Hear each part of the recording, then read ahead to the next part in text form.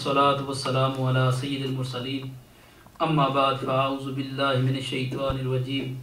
بسم اللہ الرحمن الرحیم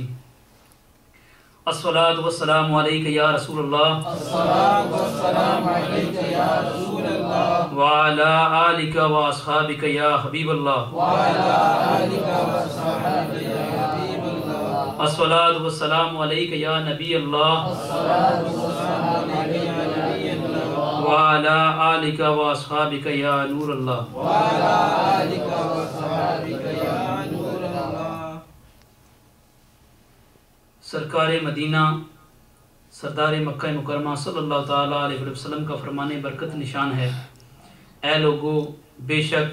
بروز قیامت اس کی دہشتوں اور حساب کتاب سے جلد نجات پانے والا شخص وہ ہوگا جس نے تم میں سے مجھ پر دنیا کے اندر بکثرت روشنی پڑے ہوں گے۔ سبحان اللہ۔ صلو علی الحبیب صلی اللہ علیہ وسلم۔ حضرت سیدنا ابو کلابہ رضی اللہ تعالیٰ عنہ کا بیان ہے کہ میں نے ملک شام کی سرزمین میں ایک آدمی دیکھا جو بار بار یہ صدا لگا رہا تھا، ہائے افسوس میرے لیے جہنم ہے۔ میں اٹھ کر اس کے پاس گیا تو یہ دیکھ کر حیران رہ گیا کہ اس کے دونوں ہاتھ پاؤں کٹے ہوئے ہیں، دونوں آنکھوں سے اندھا ہے اور منہ کے بل زمین پر اوندا پڑا ہوا ہے، اور بار بار یہی کہا جا رہا ہے کہ ہائے افسوس میرے لیے جہنم ہے۔ میں نے اس سے پوچھا کہ اے آدمی کیوں اور کس بنا پر تو یہ کہہ رہا ہے؟ یہ سن کر اس نے کہا اے شخص میرا حال نہ پوچھ، میں ان بد نصیبوں میں سے ہوں جو امیر المومنین حضرت سیدنا عثمان غنی رضی اللہ تعالیٰ عنہ کو شہید کرنے کے لیے آپ رضی اللہ تعالیٰ عنہ کے مکان میں داخل ہو گئے تھے۔ میں جب تلوار لے کر قریب پہنچا تو آپ رضی اللہ تعالیٰ عنہ کی زوجہ محترمہ رضی اللہ تعالیٰ عنہ مجھے زور زور سے ڈانٹنے لگی تو میں نے غصے میں آ کر بی بی صاحبہ رضی اللہ تعالیٰ عنہ کو تھپڑ مار دیا۔ یہ دیکھ کر امیر المومنین حضرت سیدنا عثمان غنی رضی اللہ تعالیٰ عنہ تڑپ کر یہ دعا مانگی، اللہ تعالیٰ تیرے دونوں ہاتھ اور دونوں پاؤں کاٹے، تجھے اندھا کرے اور تجھ کو جہنم میں جھونک دے۔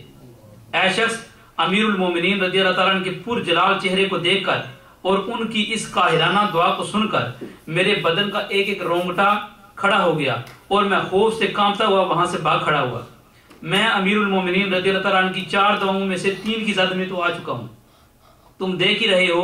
کہ میرے دونوں ہاتھ اور دونوں پاؤں کٹ چکے اور آنکھیں بھی اندھی ہو چکی ہیں۔ اب صرف چوتھی دعا یعنی میرا جہنم میں داخل ہونا باقی رہ گیا ہے۔ حضرت عثمان کا دشمن ذلیل و خوار ہے، حضرت عثمان کا دشمن ذلیل و خوار ہے، آخرت میں بھی عذاب نار کا حقدار ہے۔ میٹھے میٹھے اسلام بھائیو، 18 ذوالحجہ